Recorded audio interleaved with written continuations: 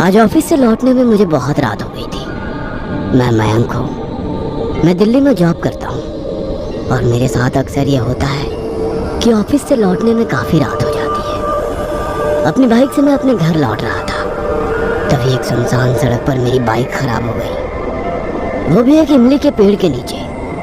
रात के 1:30 बजे सुनसान सड़क, कुत्तों के भौंकने की आवाज़, मेरी बाइक खराब और इमली का पेड़ मेरे डर को कहीं गुना बढ़ा रहे थे। मैं बाइक में किक पर किक मारे जा रहा था। ये बाइक को क्या हो गया है, ये स्टार्ट क्यों नहीं हो रही है? तभी मुझे लगा कि इमली के पेड़ से 2 आंखें मुझे घूर रही है। उन आंखों से खून टपक रहा था और वो खून नीचे सड़क पर गिरकर जमा हो रहा था। तभी वे कुत्ते जो वहां भौंक रहे थे उस खून के पास आकर खड़े हो गए और उसे चाटने लगे। ये देखकर मेरे दिल की धड़कन बहुत तेज हो गई थी।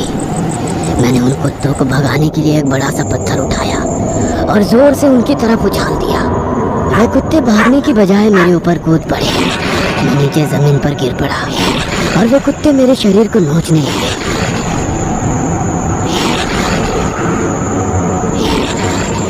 मैंने अपनी आंखें बंद कर ली और जोर से चीख पड़ा।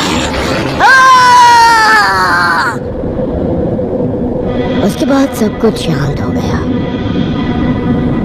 मैंने अपनी आंखें खोली तो देखा कि वहां तो कोई कुत्ता नहीं है, ना ही खून की बूंदें जमीन पर गिरी हुई है। मैंने डरते डरते इमली के पेड़ की ओर भी देखा, लेकिन वहां भी कोई नहीं था। लेकिन इमली के पेड़ के पास हुई इस घटना ने मुझे अपने बचपन की ओर खींच लिया। मैंने अपनी बाइक को वहीं छोड़ा और तेज दौड़ लगा दी।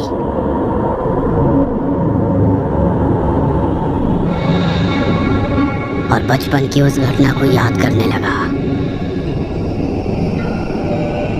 यह घटना तब की है जब मैं 10 साल का था और मैं अपने गांव पीरपैती में ही रहता था। मेरे घर से 3 किलोमीटर की दूरी पर मेरा स्कूल था, जहां हम गांव से कुछ दोस्त पैदल ही जाया करते थे। स्कूल के रास्ते में वैसे तो बहुत सारे पेड़ आते थे, लेकिन 2 पेड़ हमारे बीच चर्चा का विषय बना हुआ था, क्योंकि हम सभी को लगता था कि उस पर भूत रहते हैं। एक तो इमली का पेड़ और एक पीपल का पेड़।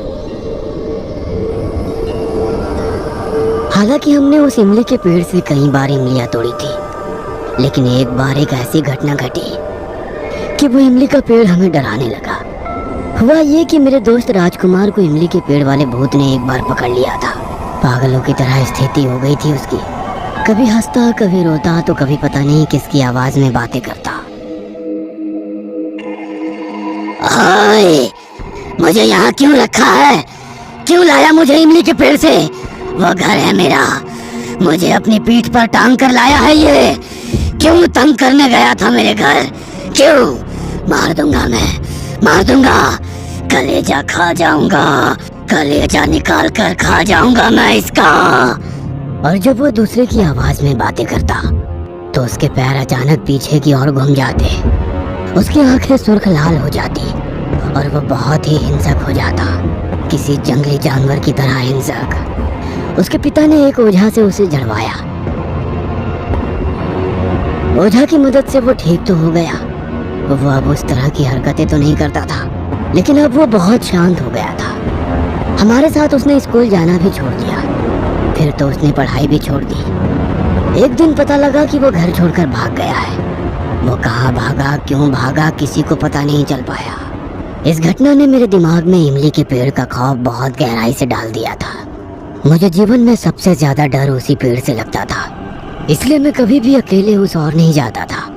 लेकिन इस संसार का एक सबसे बड़ा सच ये है कि जिस बात से आप भागते हैं वो आपका पीछा करता है। वो एक दिन आपके सामने आकर खड़ा हो जाता है और आपसे बोलता है, क्यों, अब बोल, अब कहाँ भागेगा? और आप इस स्थिति में असहाय से हो जाते हैं और जो भी आपके साथ घटता है उसे आंखें फाड़े देखते रहते हैं।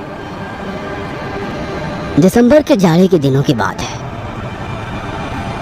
मैं स्कूल से घर लौट रहा था।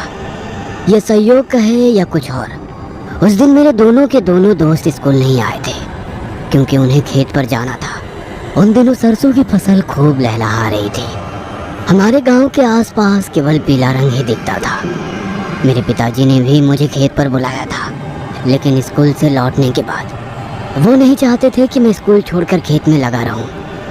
वैसे मेरे पिताजी कभी नहीं चाहते थे कि मैं किसान बनूं, लेकिन वो ये ज़रूर चाहते थे कि मैं किसानी के गुर सीख जाऊं, ताकि मैं जब बड़ा हो जाऊं तो मुझे पता हो कि रोटी उगाना कितना कठिन है। वैसे तो लोगों को रात को डर लगता है, लेकिन मुझे याद है कि दोपहर के 2 बजे ही जब मैं स्कूल से उस रास्ते से लौट रहा था तो मुझे लग रहा था कि आधी रात हो रही है। और जैसे ही मैं उस इमली के पेड़ के पास से गुजरा तो मुझे लगा कि किसी ने मेरे पैर पकड़ लिए हैं और मुझे आगे बढ़ने नहीं दे रहा है। डर के मारे मेरी हालत खराब हो गई। मैं बचाओ बचाओ चिल्ला रहा था, बचाओ बचाओ। लेकिन वो रास्ता बहुत ही सुनसान था। फिर मुझे लगा कि इमली के पेड़ से कोई मेरा नाम पुकार रहा है, मयंक, ओ मयंक, कहाँ जा रहा है? मैं ऊपर देखना चाहता था, लेकिन मेरे पाँव कांप रहे थे।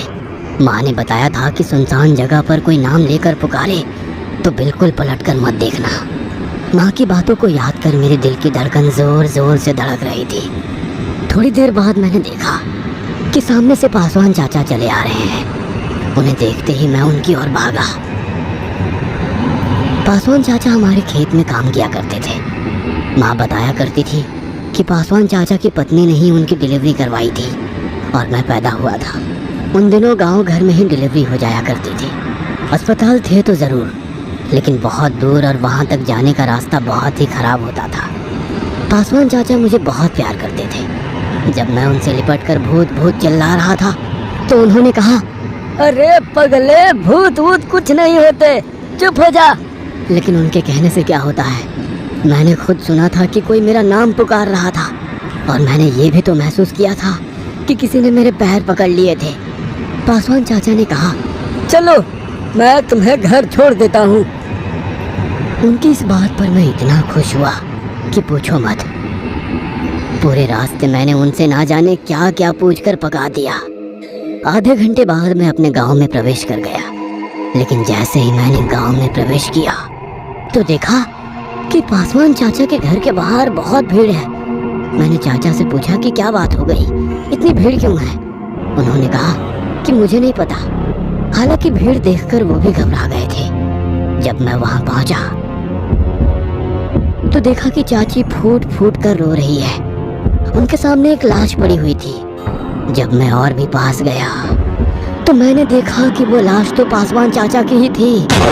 उनके घर में ना जाने कहां से एक सांप घुस आया था और रसोई में छिप कर बैठा था। जब पासवान चाचा रसोई में गए तो उस सांप ने उन्हें काट लिया था। पासवान चाचा की लाश देखकर मेरा सिर घूम रहा था। अरे ये कैसे हो सकता है? चाचा मर गए तो मुझे इमली के पेड़ के पास कौन मिला था और मैं किसके साथ बातें करते हुए गांव आया था? ये प्रश्न आज तक मेरे लिए अनसुलझी बुद्धि है, जो मैं आज तक नहीं सुलझा पाया और शायद ताउम्र सुलझा नहीं पाऊंगा।